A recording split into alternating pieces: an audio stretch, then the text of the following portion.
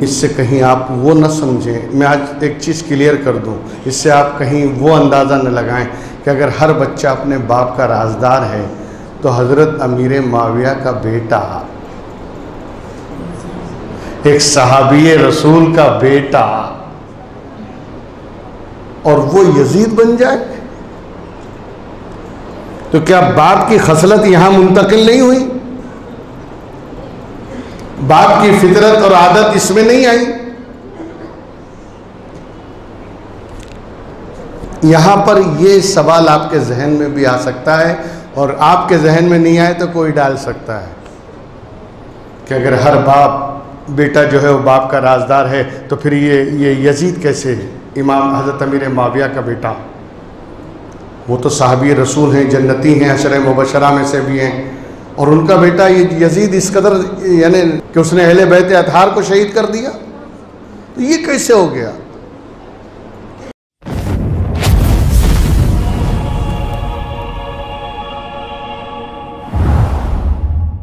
एक मकूला मुझे याद आता है अरबी का, जिसमें ये कहा गया कि अल वलदो सिर्रुल अबी है,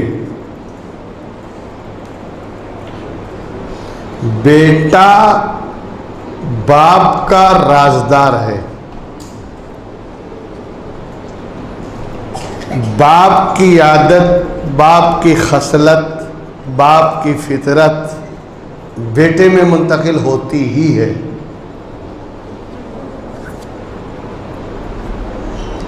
उसके साथ दूसरी शर्त यह भी है कि फिर बेटा भी उसी माहौल का परवरदा हो।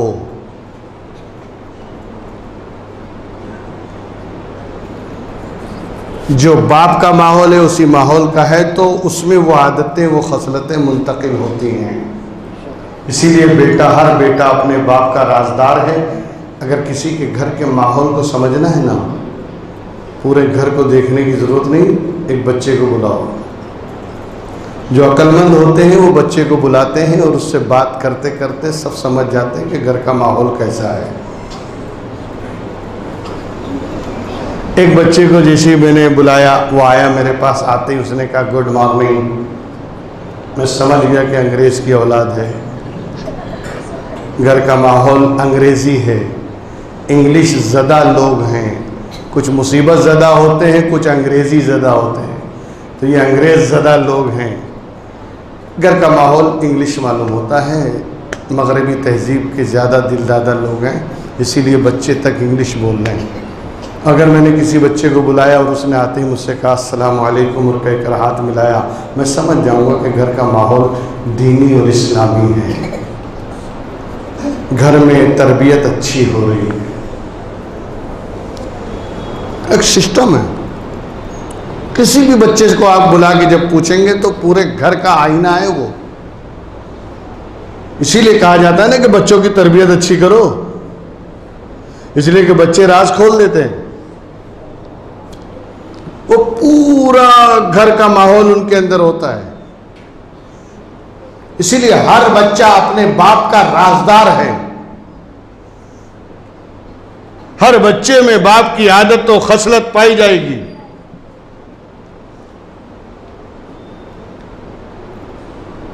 लेकिन इससे कहीं आप वो न समझें, मैं आज एक चीज़ क्लियर कर दूं, इससे आप कहीं वो अंदाज़ा न लगाएं कि अगर हर बच्चा अपने बाप का राजदार है तो हज़रत अमीर माविया का बेटा,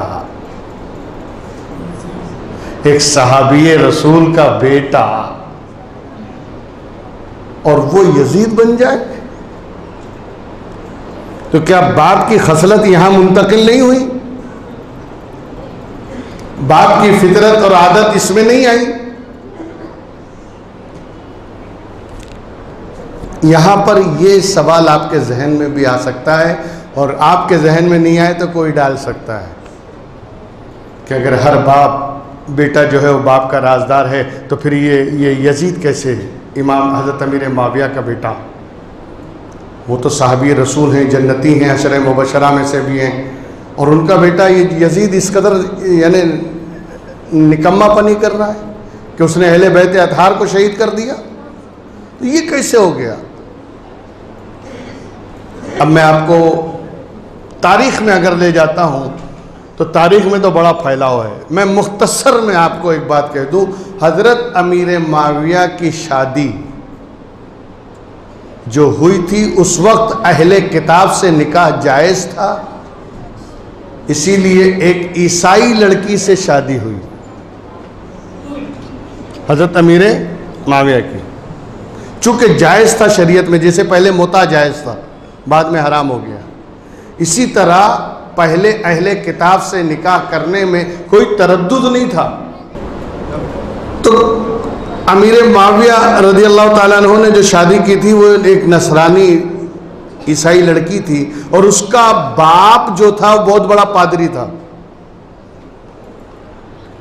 पादरी समझते ना, पॉप, बहुत बड़ा पॉप था चर्च का।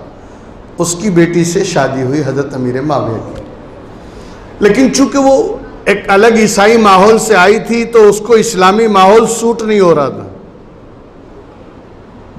सेटअप नहीं होगी, कोई भी लड़की होगी।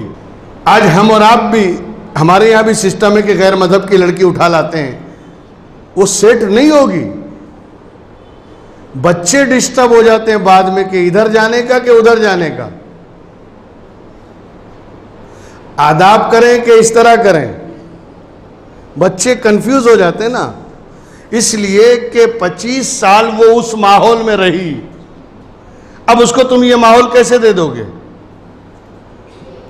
तो इसी तरह वो इस माहौल में सेट नहीं हो पा रही थी, इस्लामी माहौल में, बल्कि वो चूंकि एक बहुत बड़े पादरी की लड़की थी, कट्टर ईसाई, उसने हजरत अमीर माविया की शान में हजल कही। हजल, गजल नहीं, हजल। हजल उसे कहते हैं जिसमें बुराई की जाती है, मजाक उड़ाया जाता है शायरी में, तो वो शायर भी थी। तो उसने हजरत अमीर माविया की शान में गुस्ताखियाँ की थी, और न जाने कैसे कैसे अल्फाज इस्तेमाल करती थी वो हजरत अमीर माविया के बारे में।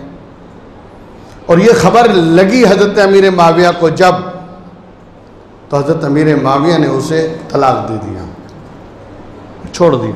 और जब उसको तलाक दिया तो उसकी गोद में बच्चा था दूध पीता हुआ, वही यजीद, और वो अपने बच्चे को लेकर ननिहाल चली गई, नाना के वहाँ चले गए, यानी माँ के घर चले गए मैके।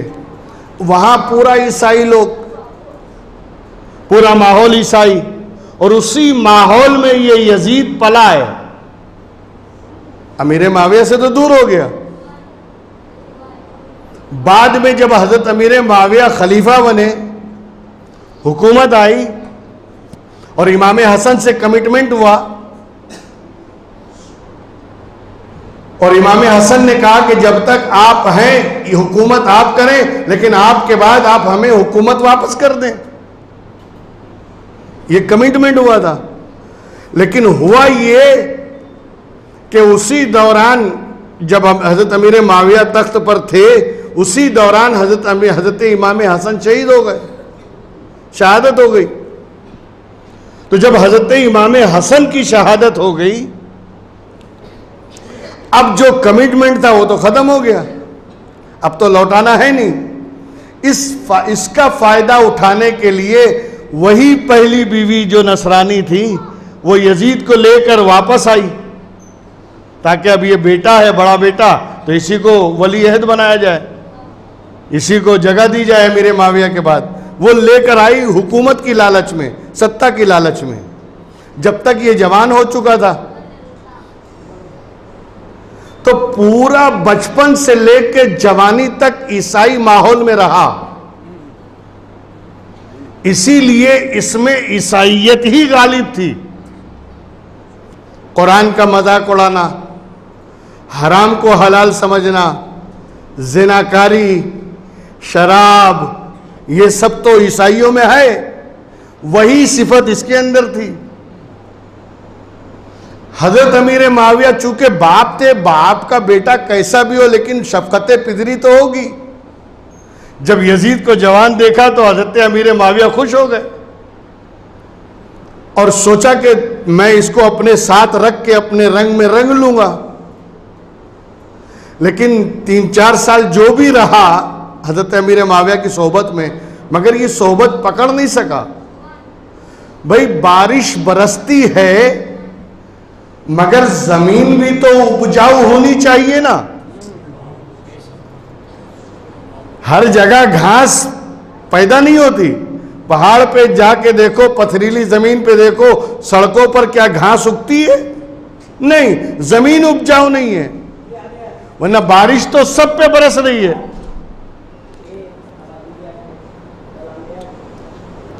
बारिश तो सब पे हो रही है, मगर हर जगह सब्जा पैदा नहीं होता। तो हजरत अमीर माविया की सोहबत तो बिल्कुल मौसर थी, मगर इसमें सोहबत कबूल करने का सलीका नहीं था। तो इसने हजरत अमीर माविया से सोहबत, बल्कि ये तो आया ही था मां के सिखाने पढ़ाने में। तो इसने आने के बाद क्या किया मालूम है? जो आज के दौर के यजीद कर रहे हैं, अपने अपने आदमी सेट करो। चीफ जस्टिस अपना आदमी हो, फला अमलदार अपना आदमी हो, फला ऑफिसर अपना आदमी हो। हर जगह इसने अपने आदमी सेट करना शुरू किए यजीद ने। वही यजीदी चाल आज के यजीद चल रहे हैं। हर जगह अपने आदमी सेट कर दिए। और फिर हुआ यह कि जब हजरत अमीर माविया का विसाल हुआ तो ऑफिसर्स, चीफ जस्टिस, अमलदार, शहर काजी, जो सब इसने सेट किया था, उन्होंने ही हजरत अमीर माविया का जहन बनाना शुरू किया कि यजीद मुनासिब है, इसी को बिठाया जाए। अब जो ये प्रेशर हजरत अमीर माविया पर पड़ा और फिर यजीद खुद प्रेशर बना रहा था, इस तरीके से पूरी सत्ता इसके हाथ में आ गई। लेकिन चूंकि ये ईसाई था अंदर से, वरना एक बात याद रखिएगा, घटिया से घटिया मुसलमान भी होगा ना, वो काबे पे हमला नहीं करवाएगा, लेकिन यजीद ने करवाया। घटिया से घटिया मुसलमान भी होगा ना, तो वो काबे का गिलाफ जलाएगा नहीं, इसने जलवाया है। घटिया से घटिया मुसलमान भी होगा तो वो कभी मस्जिद नबवी को वीरान नहीं करेगा, उसमें जानवर नहीं बांधेगा, इसने बंधवाया है। तो पता ये चला कि ये सिर्फ लिबादा मुसलमान का था, अंदर से तो वो पूरी मां का यानी नलियाल वाला था, ईसाई था। तो यहां तो चूंकि हजरत अमीर माविया की सोहबत में रहा नहीं, हजरत अमीर माविया की सोहबत कबूल नहीं किया, उनके साथ नहीं रहा, तो इस पे असर होने का तो कोई सवाल ही नहीं पैदा होता। तो ये तो राजदार बन ही नहीं सकता जो बचपन से अलग हो गया हो, दूध पीता था जब ही से अलग हो गया।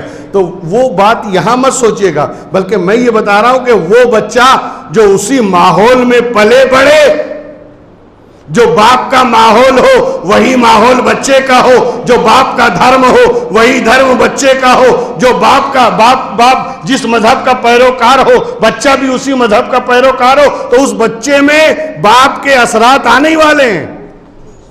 इसीलिए कहा कि अल वलद सिर्रुल अबी, बेटा बाप का राजदार होता है। और जब ये बात समझ में आ गई कि बेटा बाप का राजदार है, आओ चलो अजमेर की धरती पर। जब ख्वाजा मोइनुद्दीन चिश्ती अजमेरी मदीने से चलकर आए, मदीने वाले के भेजने पर आए, और जब आने के बाद हिंदुस्तान में कदम रखा और आपने जाकर अनस सागर के किनारे डेरा लगाया, राजा के सिपाही आए और आकर उन्होंने खड़ा कर दिया और ये कहकर खड़ा कर दिया कि यहाँ से उठ जाओ, यहाँ तो जानवर बैठेंगे। और गरीब नवाज जब खड़े हुए, कहा यहाँ राजा के जानवर बैठते हैं? कहाँ बैठते हैं? कहा बैठेंगे। ये कह के चले गए और सामने पहाड़ था, उसी के ऊपर जाकर इबादत और रियाजत में लग गए गरीब नवाज। और उसके बाद हुआ ये कि जानवर बैठे उठ ही नहीं पा रहे हैं, इसलिए कि ख्वाजा ने कह दिया बैठेंगे, तो अब बैठेंगे, अब उठेंगे नहीं। राजा तक बात गई। कहा क्या हुआ? कहा कुछ फकीर आए थे और उनको हमने उठाया और वो ये कह के चले गए। कहा कहाँ गए? कहा सामने पहाड़ी के ऊपर चले गए। कहा जाओ उनसे कहो। अब जो जा रहा है गरीब नवाज के पास सबको बिठा देते हैं, जो पहुंचा बैठ जा, बैठ गया। और बैठ गया तो उठ ही नहीं पा रहा है, सबको चपका दिया गरीब नवाज ने। ये करने की जरूरत क्या थी गरीब नवाज को? क्या जरूरत थी? कहा नहीं, मैं इम्तिहान देने नहीं आया हूं, मैं इस्लाम फैलाने आया हूं। मुझे भेजा गया है तबलीग इस्लाम के लिए। मैं शक्ति दिखाऊंगा, मैं पावर भी बताऊंगा, मैं अपनी ताकत भी बताऊंगा। बैठ जा। बैठ गए। उठ ही नहीं पा रहे हैं। खुद राजा आया, बैठ गया, वो भी नहीं उठ पा रहा है। अब राजा ने एक जुमला कहा था तो काफिर, यानी काफिर ही था ना, मगर उसने एक जुमला कहा, महाराज धरती को आदेश दे हमें छोड़ दे। महाराज धरती को आदेश दे हमें छोड़ दे। एक काफिर होते हुए उसका अकीदा देखो कि अगर ये अल्लाह वाला संत है, अल्लाह वाला है, तो इसका आदेश जमीन पर भी चलेगा, इसका हुक्म जमीन पर भी चलेगा अल्लाह वाले का, क्योंकि अल्लाह वाला है तो ये जमीन को हुक्म देगा। और इसी के कहने से तो जमीन ने पकड़ा है, इसी के कहने से तो जमीन ने पकड़ा है। और उसके बाद जब गरीब नवाज से ये कहा तो गरीब नवाज ने धरती से कहा छोड़ दे, छोड़ दिया। बैरकैफ तो गरीब नवाज ने सबको बिठा दिया, फिर बाद में धरती को आदेश दिया, छोड़ दिया। लेकिन राजा, जो राजा महाराजा होते हैं ना, वो सनकी होते हैं। जैसे एक सनकी हमारे यहाँ भी है, एक सनकी है जिसको हम झेल लें, बड़ा सनकी है, जो चाहे बोल दे और उसी पे अड़ जाना। ये सनकी लोग करते हैं ऐसा, कभी मशवरा नहीं करना, मशवरा लेना नहीं, मशवरा करना नहीं, बस जो बोल दिया हो गया, हिटलर शाही। तो वैसे सनकी होते हैं। तो राजा भी था, वो भी सनकी था। इतना चमत्कार देखने के बाद भी अकल नहीं आई, जाके ऑर्डर किया फकीरों के लिए पानी बंद कर दो, चारों तरफ पहरा लगा दिया। अब जब चारों तरफ सिपाही खड़े हो गए तो एक खादिम आया दौड़ते हुए, कहा हुजूर पानी बंद हो गया। कहा किसने बंद किया? कहा राजा ने। कहा क्या बोला? कहा फकीरों को पानी नहीं मिलेगा। चारों तरफ पहरा लगा है। गरीब नवाज ज़ेरे लब मुस्कुराए और मुस्कुराने के बाद फरमाया, ये कोई नया पैतरा नहीं है, ये कोई नया दाव नहीं है, मेरे बाप दादा पे भी पानी बंद कर हो चुका है, वहां पे भी पहरा लगाया गया था, मगर ये भूल रहे हैं वो मेरे बाप दादा थे, वो गए थे इम्तिहान देने के लिए, उन्होंने सब्र से काम लिया। मैं इम्तिहान देने नहीं आया हूं, बल्कि इस्लाम की शौकत और इस्लाम की अजमत का झंडा गाड़ना है, लिहाजा मुझे अपनी शक्ति बतानी पड़ेगी। खादिम से कहा, ये कटोरा उठा, जा आना सागर से कहे चल तुझे ख्वाजा ने बुलाया है। अब वो कटोरा लेके गए, जाके रखा, चल तुझे ख्वाजा ने बुलाया है। इतना कहना था, पूरा आना सागर खींच के गागर में आ गया। खादिम ने उठाया, लाके रख दिया। कहा हुजूर पूरा पानी खुश्क हो गया, सिपाही जो थे बेहोश हो गए। कहा जाने दो, रख दो इधर। तो गरीब नवाज अपने काम में लग गए, वजीफे में लग गए, चिल्ले में लग गए, जो मामूलात थे उसमें लग गए, रख दो इधर। अब जब राजा तक बात पहुंची कि फकीर, सिपाहियों ने जाके बोला कि फकीर ने पूरा पानी पी लिया। कहा पूरा आना सागर पी लिया? कहा पूरा पानी पी गया हो। अब राजा परेशान। कहा जाओ उनसे माफ़ी मांगो, उनसे कहना कि भाई हम पाबंदी नहीं लगाएंगे, लेकिन पानी तो वापस करो, वरना अजमेर में पानी मिलेगा कैसे, लोगों को पानी नहीं मिल पाएगा, आप इसे वापस कर दीजिए। अब जाकर जब गरीब नवाज से लोगों ने कहा और माफ़ी तलाफ़ी हुई, उसके बाद गरीब नवाज ने हुक्म दिया, ले जाओ कटोरे को उंडेल दो, और जब सारा आना सागर का पानी निकल जाए तो उसके बाद कटोरा लेके वापस आ जाना। अब वो खादिम वापस लेके गया और जैसे ही कटोरे को उंडेलने लगा, पानी धीरे धीरे धीरे धीरे निकलते निकलते पूरा आना सागर भर गया। एक चीज़ गौर करने की, गरीब नवाज ने खादिम को भेजा कि जा बोल आना सागर को तुझे ख्वाजा ने बुलाया है, खुद इशारा करके बुलाया नहीं।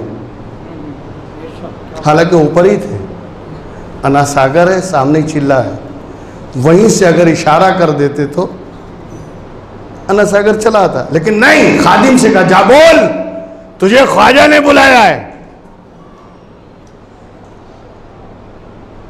ये खादिम से क्यों कहलवाया, इसके बारे में मौर्रिख लिखता है, ये तो अच्छा हुआ कि ख्वाजा मोइनुद्दीन ने अपने गागर में अना सागर को समेटने के लिए खादिम से कहलवाया, पानी चल तुझे ख्वाजा ने बुलाया है।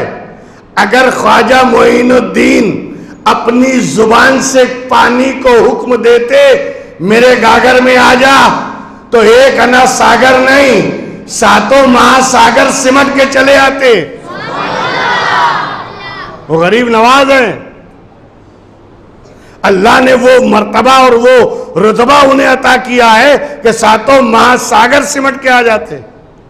इसीलिए गरीब नवाज ने अपने खादिम से कहा। अच्छा, और एक बात और भी है, खादिम से कहने यानी गरीब नवाज ने कहलवाया। मैं ज़्यादा तफसील में नहीं जाऊंगा, बस इतना बता देता हूं कि ख्वाजा मोइनुद्दीन चिश्ती के कहने पर, गरीब नवाज के कहने पर पूरा अना सागर गागर में आ गया ना। देख लिया बेटे की शक्ति, देख लिया बेटे की ताकत, हसनी हुसैनी सैयद की ताकत देखा, एक आले रसूल की ताकत, एक सैयद ज़ादे की ताकत, एक नबी के घराने के बेटे की ताकत, एक शहजादे की ताकत, अली की औलाद की ताकत देख लिया ना। जब ताकत बताने पर आए तो पूरे अना सागर को खींच लें और अपने गागर में जमा कर लें। मगर गरीब नवाज चूंकि शक्ति बता रहे हैं, इस्लाम फैलाना है, तबलीग करनी है, लेकिन गरीब नवाज चाहते तो सब्र भी कर सकते थे। कहा नहीं, वो मेरे बाप दादा थे जो इम्तिहान देने गए थे, वो मेरे बाप दादा, जब मेरी शक्ति का ये आलम है तो उनकी शक्ति का आलम क्या होगा। जब मेरी ताकत का ये आलम है तो मेरे बाप दादा की ताकत का आलम क्या होगा। अरे सुन, मेरा यकीन है, मेरा ईजान बोलता है कि अगर मैदान करबला में इमाम चाहते, इमाम चाह लेते, ठोकर मारते, वहीं से दूसरी नहरे फरात जारी हो जाती। क्यों? इसलिए कि ये इमामे हुसैन साकिये आबे कौसर के नवासे हैं। ये इन्ना अतैना कल कौसर जिनकी शान में नाजिल हो, ये उनके जानशीन हैं, ये उनके खलीफा हैं, हौज़े कौसर के मालिक के बेटे हैं। इमाम हुसैन साकिया आबे कौसर के नवासे हैं और उनकी औलाद में से हैं कि जिसने बचपन में एड़ियां रगड़ी थी, जमजम निकल आया। हजरत इब्राहिम की औलाद में से हैं कि जिसने बचपन में इस्माइल ने एड़ियां रगड़ दी तो चाहे जमजम निकल गया, जमजम का पानी बाहर आ गया, और ऐसा बाहर आया कि हजारों लाखों करोड़ों अरबों जब से लेकर अब तक हाजी सैराब हो रहे, मक्के से मदीना तक जमजम ही जमजम पिलाया जाता है और फिर हाजी लेकर भी आते हैं। मैं बताना ये चाहता हूं, इतना इस्तेमाल के बाद भी वो सूखता नहीं, कम नहीं होता, जमजम निकलता ही चला जा रहा है।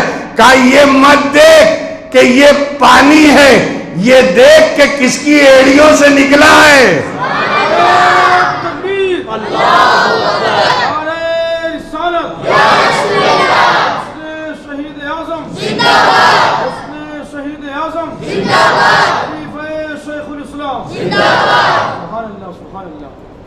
बल्कि ये देखो कि किसकी एड़ियां रगड़ने से निकला है, ये किसकी जूतियों का सदका है, ये किसके कदमों का सदका है जो जमजम का पानी निकलता चला जा रहा है। मैं बताना ये चाहता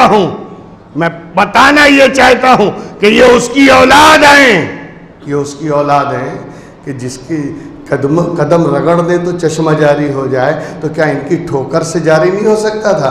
और यही गरीब नवाज को शक्ति बताना जरूरी था, क्या बात है, जरूरी था, ताकि लोग मेरे बाप दादा इमाम हुसैन को, शौदाए करबला को, मेरे जद्दे अमजद इमाम अली मकाम को मजबूर न समझे। इमाम साबिर थे, मजबूर नहीं थे। ऐसा नहीं था कि पावर नहीं था, ऐसा नहीं था कि शक्ति नहीं थी, अगर चाहते तो क्या से क्या हो जाता। चाहते तो आसमान से पानी बरसने लगता, चाहते तो दूसरी नहरें फुरात जारी हो जाती, और अगर हुक्म देते फुरात को वो खुद खैमे में आ जाती। लेकिन नहीं, इम्तिहान देना है, सब्र का इम्तिहान देना। अच्छा।